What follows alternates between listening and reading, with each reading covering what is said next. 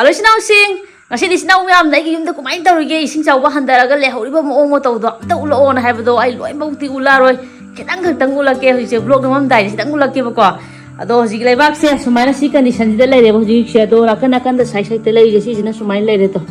sumai leire hogi ka hadino kanga nunga sumai lo leire sigi sang ji leire duga kai lamyai haigadra hangdi ai gi vlog namam sai sina sumai leire tu gi ga tawi sandan ta hoge tawi sin nappaga duga Marble atangba khara ma thare sumaina ina blog number nuwaina da to sin to da nuwaina ba han ta atangba khara thare aduga background ama sumaina background ama hape light ani 45 angle dagi light ani ma kap thare aduga rik to doi je mya ji da singju su doi nei ne hoji to ngasi gi singju masal je tharo mari ne thangjing ne aduga hawai sang ne Adigom ni telo ne kaleza azine kaleza je hapo ka singju om sudara je de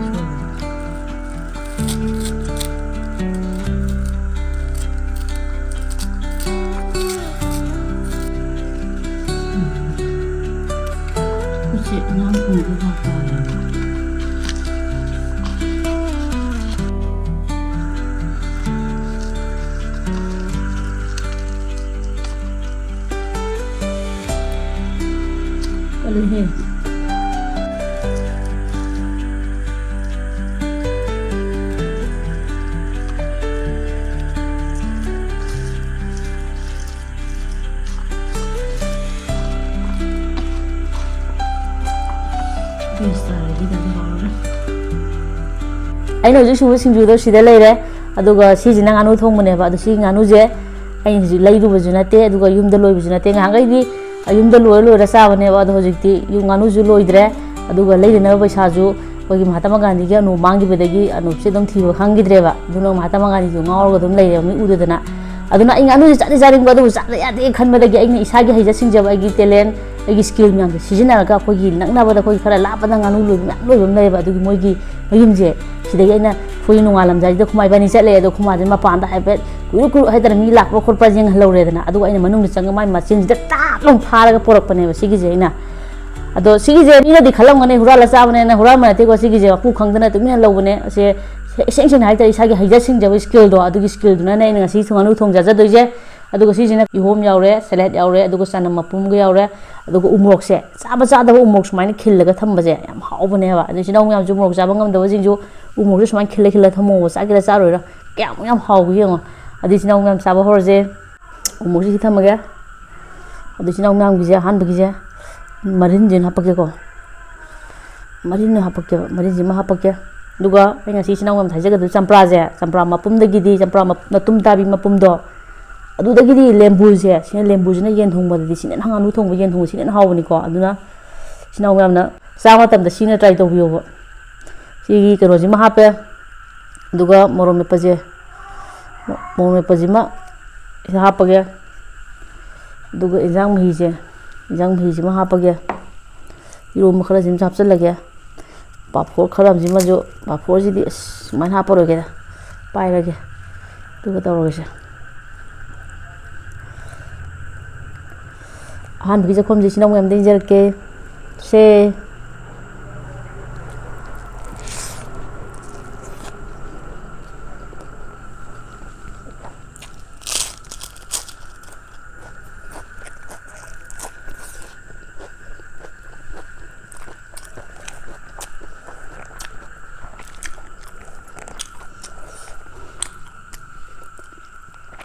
이게 라이드 형데 나오지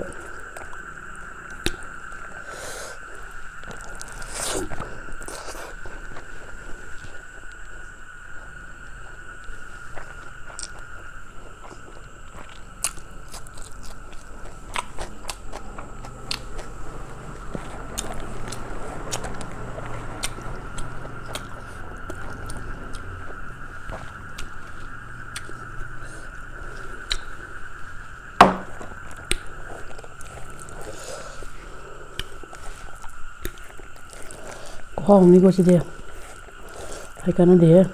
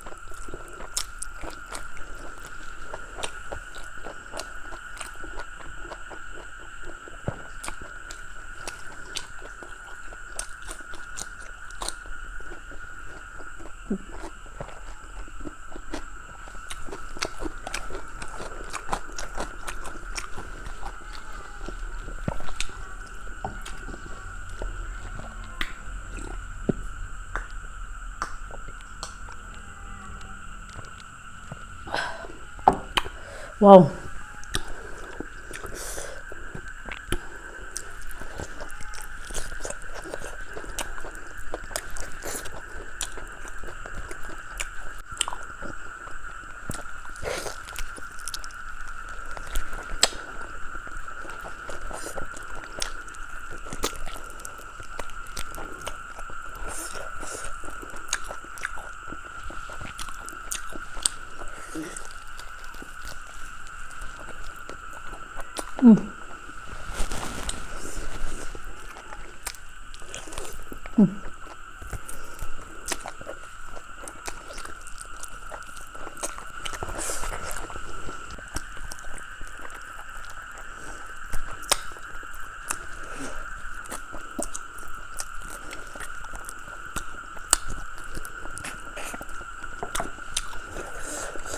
mà nó bụng khẳng nên lâu sao với khó học gì luôn đấy không tôi thì được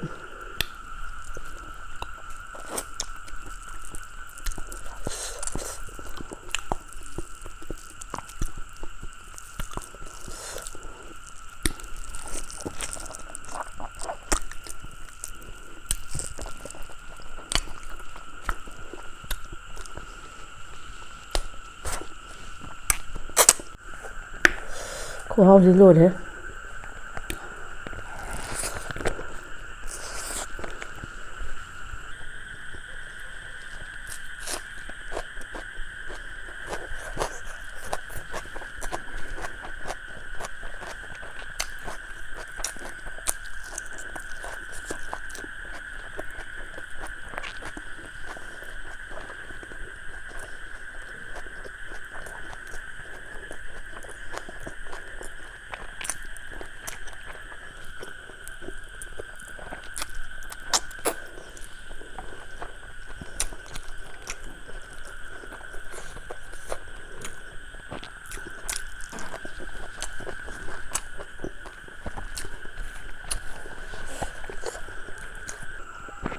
진짜 와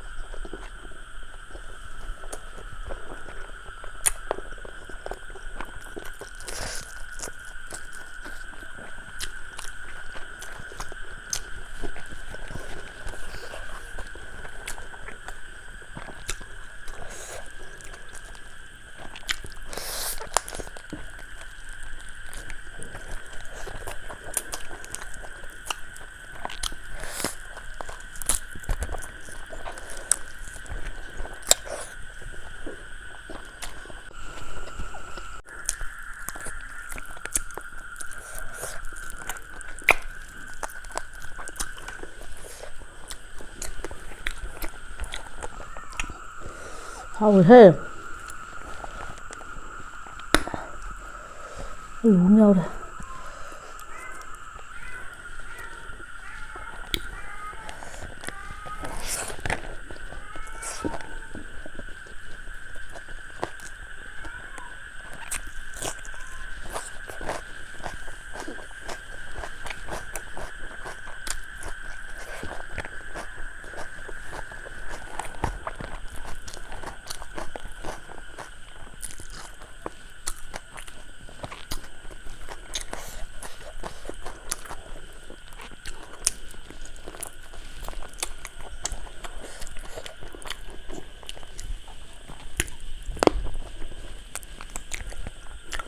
그래요. 눌러봐 조금 자를게.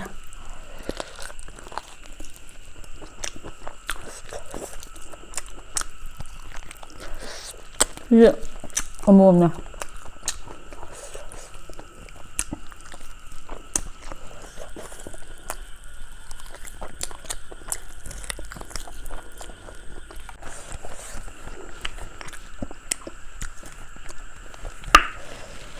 이러면 좀 싸드려. 그냥 홍만내는 힘 싸래요.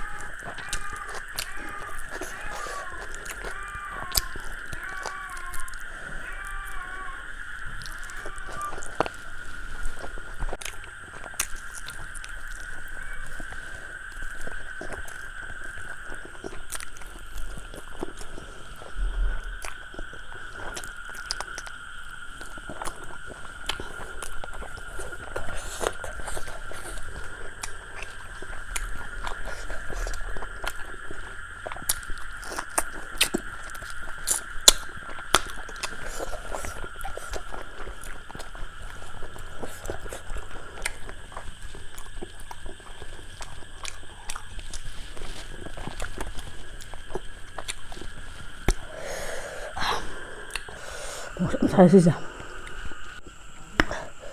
이러면서 얘기해 뭐. 이 신주지대 많이 다 해.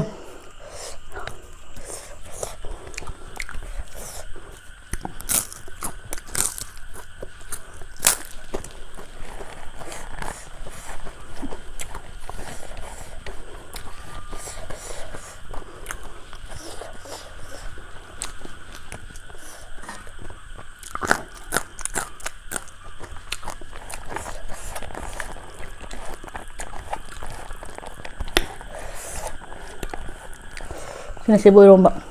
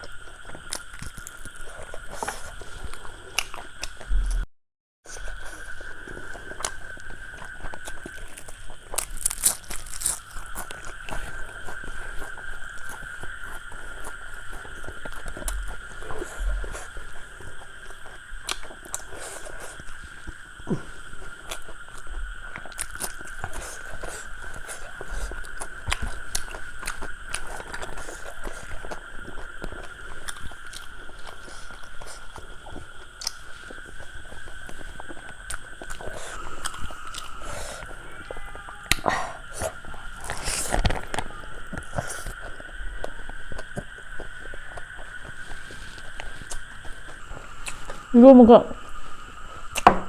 나도 정말 나도 정말 하와요.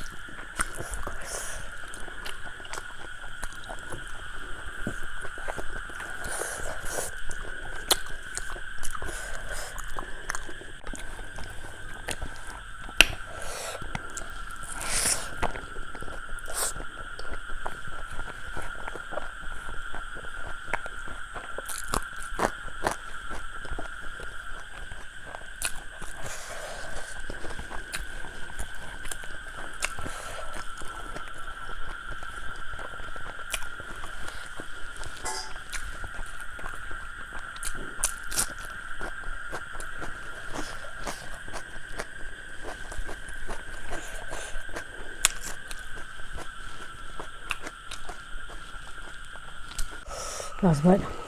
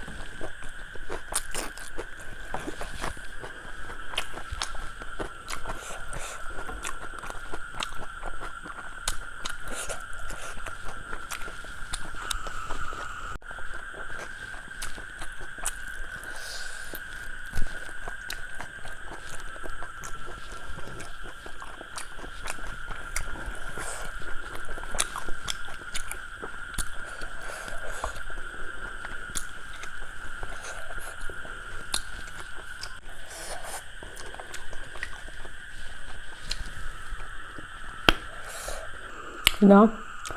hiểu không?